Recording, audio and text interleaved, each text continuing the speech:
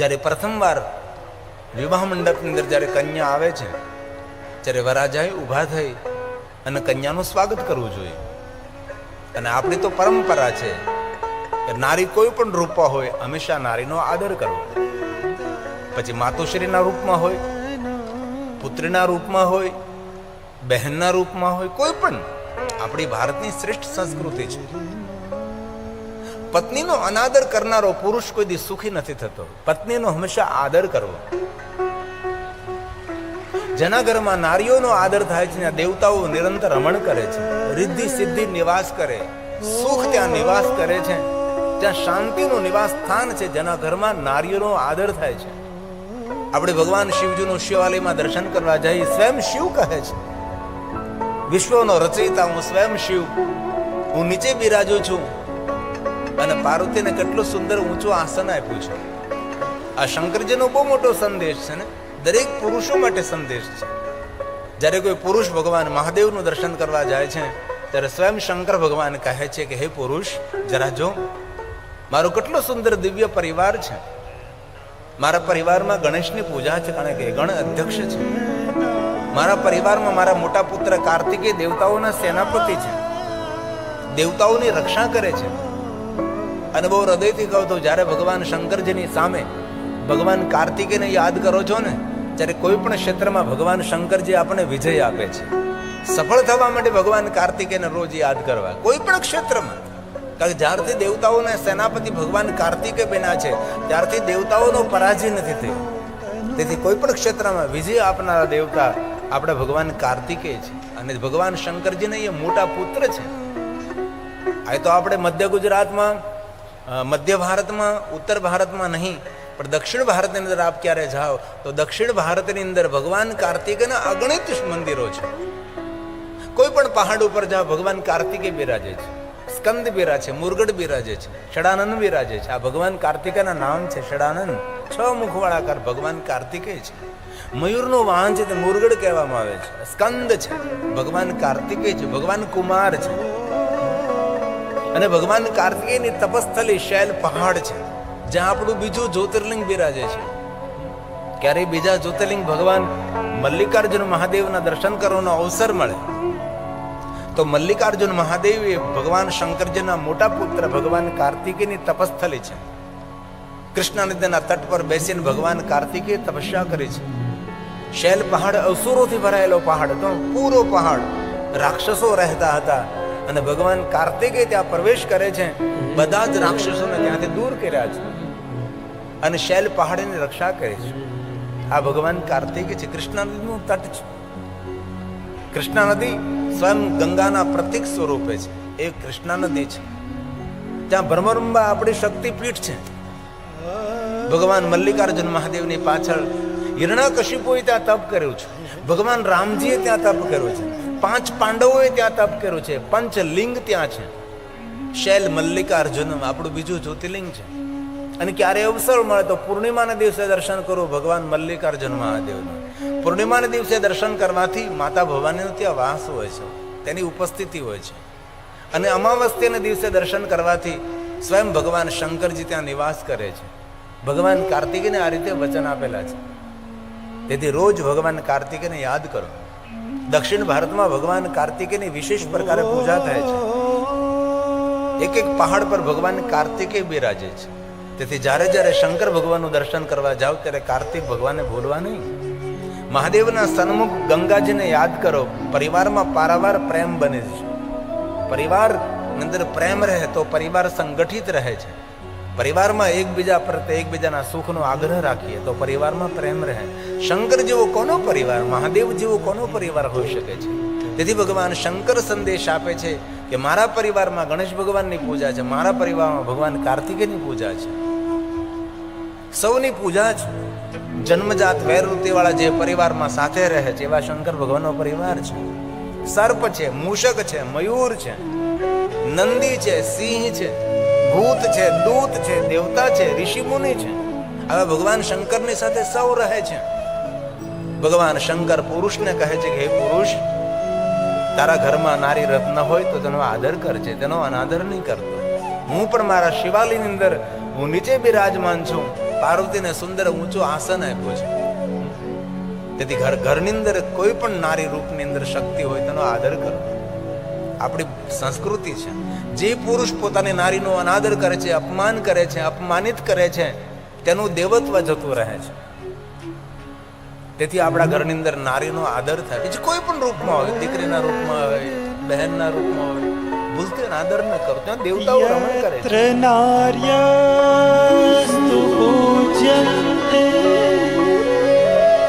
રમન્તે તત્ર દેવતા. તત્ર દેવતા, મહાદેવતા નિવાસ કરે છે. જેના ઘરમાં નારીનો આદર થાય છે. યત્ર નાર્યસ્તુ પૂજ્યન્તે રમન્તે તત્ર દેવતા. યત્ર તાસ્તુ ન પૂજ્યન્તે સર્વાસ્તત્ર ફલા ક્રિયા. સર્વાસ્તત્ર ફલા ક્રિયા. આપણા વડીલોની પરંપરા જોયું તો વડીલો પોતાના પત્નીને તું કઈ નહીં બોલાવતા હતા, તમે કઈ બોલાવતા હતા. આપણી પરંપરા. ઘણું બધું વિસરાઈ ગયું છે, ઘણું બધું ભૂલાઈ ગયું છે. સમાજની વચ્ચે પોતાના પત્ની હોય તો તેને તમે કહે છે. પત્નીને તું કઈ પણ ન બોલાવે, આવો આદર હતો. ભગવાન શંકરજી વિવાહ મંડપમાં ઉભા થાય છે. સતી ભગવાન શંકરજીને પુષ્પમાળા અર્પણ કરે છે. ભગવાન મહાદેવજી પુષ્પમાળા સતીજીને અર્પણ કરે છે. ભગવાન શિવ અને સતીના સુંદર પુષ્પમાળા વિધિ થાય છે. સપ્ત ઋષિઓ સુંદર મંત્રોનું ગાયન કરે છે. ગર્ગાચાર્ય મહારાજ મંત્રો બોલે છે. બૃહસ્પતિ દેવ નારદજીની ઉપસ્થિતિ છે. દેવીઓ મંગલ ગીતો ગાય છે. સુંદર દિવ્ય વાતાવરણ નિર્માણ થયું છે. યોગ્ય મુહૂર્તમાં અને મંત્રો દ્વારા વિધિવત વિવાહ વિધિ થવો જોઈએ. આપણી સંસ્કૃતિ છે. પણ આજકાલ વિવાહ વિધિ નહીં, વિવાહ સંસ્કાર નહીં, આજે મહેફિલ બની ગયો છે. વિવાહ મંડપમાં વર કે કન્યા ચપ્પલ ન પહેરી શકે. આજે ઘણી ઘણી વિપરીત સ્થિતિઓ નિર્માણ થઈ છે. આપણી સંસ્કૃતિનું જતન કરીએ, આપણી પરંપરાનું જતન કરીએ. આપણે ભગવાન શિવ અને સતીના વિવાહની કથા શિવ મહાપુરાણ અંતર્ગત સતીખંડમાં કહે છે. અગ્નિની સાક્ષીએ મંગલ ફેરાવો થયા છે. કન્યાદાનનો વિધિ, જય જયકાર. અને દક્ષ મહારાજ પોતાના પુત્ર સતીને ભગવાન શંકર સાથે વિદાય આપે છે. ભગવાન શિવ અને સતીના વિવાહ થયા. કૈલાસના દ્વારે પધારે છે. ભગવાન વિષ્ણુજી, લક્ષ્મીજીએ સુંદર શિવ અને સતીનું સ્વાગત કર્યું છે. કારણ કે શંકરજીના પરિવારમાં તો કોણ, ન માતા ન પિતા, કોણ સ્વાગત કરે? ભગવાન વિષ્ણુજીને અવસર મળ્યો છે, લક્ષ્મીજીને અવસર મળ્યો છે. વિષ્ણુ ભગવાન પણ મહાદેવના પરમ ભક્ત છે. લક્ષ્મીજી પણ ભગવાન મહાદેવના પરમ ભક્ત છે. બ્રહ્મા પણ મહાદેવના ભક્ત છે. બ્રહ્માણી પણ ભગવાન મહાદેવના ભક્ત છે. કોણ મહાદેવના ભક્ત નથી? અને જે મહાદેવના ભક્ત નથી તેના જેવા કોઈ અભાગી જીવ પણ નથી. આ ધરતી પર રહેનારો માણસ જે મહાદેવથી દૂર રહે છે તેનું કોઈ દિવસ મંગલ ન થાય, તેનું કોઈ દિવસ કલ્યાણ પણ ન થાય. તેથી શિવનું ભજન કરો, મહાદેવને યાદ રાખો, નિરંતર શિવજીને યાદ કરો. જીવાગ્રે વર્તતે તસ સફલમ જીવિતમ. જીવનને સફળ કરવું હોય તો મહાદેવને નિરંતર યાદ કરો. શંકર ભગવાન એવા એક દેવ છે કે આપણે જે ધારતા ન હોય તેના કરતા વધારે ભગવાન શંકરજી આપણને સામર્થ્ય આપનાર છે. આપણા સૌનું ભાગ્ય ખોલનાર ભગવાન શંકર છે. તેથી મારા યુવાન ભાઈઓ બહેનોને મારી હૃદયથી પ્રાર્થના છે, વધારે વધારે ભગવાન શિવનું ભજન કરો, વધારે વધારે ભગવાન મહાદેવને યાદ કરો. ભગવાન શિવ વગર આપણું સૌનું જીવન અધૂરું છે. પહેલા તો એ ખબર નથી જીવન કોને કહેવાય. જીવન એટલે જે ભગવાને આપણે શરીર આપ્યું છે, શરીરના માધ્યમથી જે આપણે અનુભૂતિ કરી રહ્યા છીએ, આપણું જીવન છે. જીવન એટલે શું? શરીર નથી તો જીવન પણ નથી આપણું. અને સૂક્ષ્મ જીવન છે એને આપણને ખબર નથી. તેથી વારંવાર પહેલે દિવસે આજ સુધી કહું છું, જીવનનો અર્થ છે આપણું શરીર. જો આપણા શરીરનું આપણે ધ્યાન નહીં રાખીએ તો આપણે ભગવાનના ગુનેગાર છીએ. ભગવાનનું આપેલું છે. દુનિયામાં કરોડો રૂપિયા, દુનિયાની બધી સંપત્તિ આપતા તંદુરસ્ત શરીર નહીં મળે. તેથી આપને જો તંદુરસ્ત શરીર મળ્યું, સ્વસ્થ શરીર મળ્યું હોય તો વધારે સ્વસ્થ રાખવા માટે વ્યાયામ કરો, પ્રાણાયામ કરો, ખાવા પીવામાં સંયમ રાખો.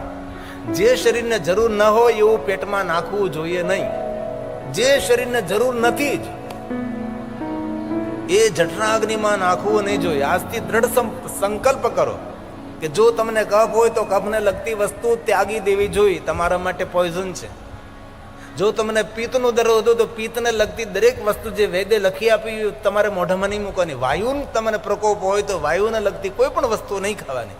એકવાર શરીર બગડી ગયું પછી જીવન જીવવાનો આનંદ મળે. જીવન જીવવાનો આનંદ એકદમ સ્વસ્થ શરીરથી મળે છે.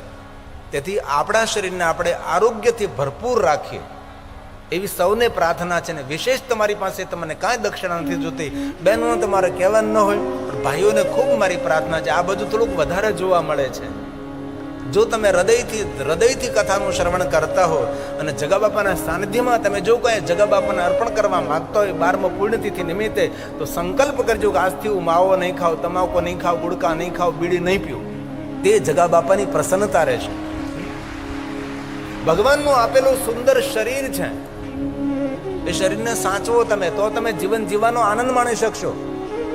બાકી દુનિયાની સંપત્તિ આપણી પાસે છે, ઢગલા બંધ સંપત્તિ, આટલી જમીન જાગીર, વ્યવસ્થા, સુવિધા, વૈભવ, પણ જો શરીર તંદુરસ્ત નહીં હોય તો તમને જીવન જીવવાનો આનંદ નહીં મળે. તેથી આપણું આરોગ્ય કેવી રીતે રહે તેના પર પૂરેપૂરું ધ્યાન આપજો. અને આજે લોકો સુવિધા એકત્ર કરવા માટે, સંપત્તિ એકત્ર કરવા માટે, જમીન જાગીર એકત્ર કરવા માટે, ધન એકત્ર કરવા માટે પોતાના શરીરની આરોગ્યનું જોખમમાં મૂકી દે છે. પોતાનું આરોગ્ય જોખમમાં મૂકે છે. સંપત્તિ, જમીન જાગીર જોખમમાં મૂકી શકે, આરોગ્યને કોઈ દી જોખમમાં ન મૂકી શકે. આરોગ્ય સાથે બાંધછોડ ન કરાય.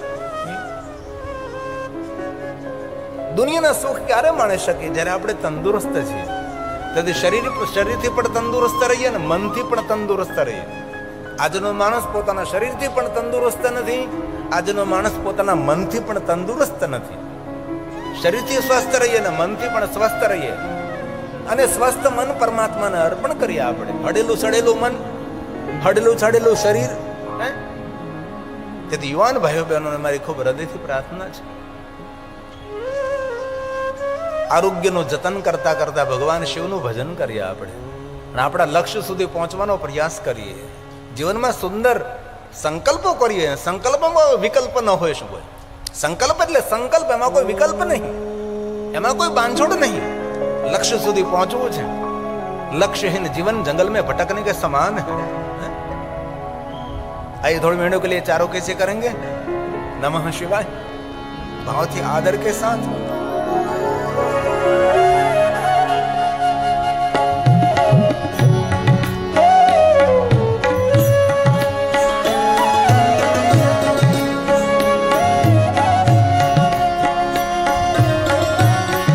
दिल से हृदय से गाएंगे, साथ में गाएंगे। नमः शिवाय,